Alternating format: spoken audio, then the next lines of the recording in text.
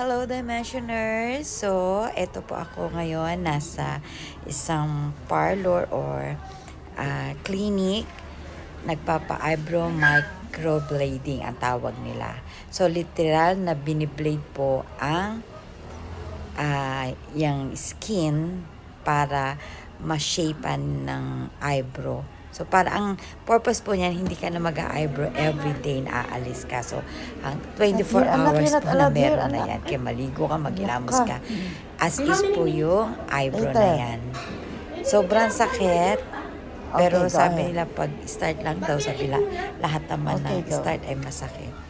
Pero kung akong tatanungin, hindi ko na po siya uulitin. Kasi, kahit may anesthesia po, sobrang sakit po niya. Yun lang. Tiis ganda talaga. Bye!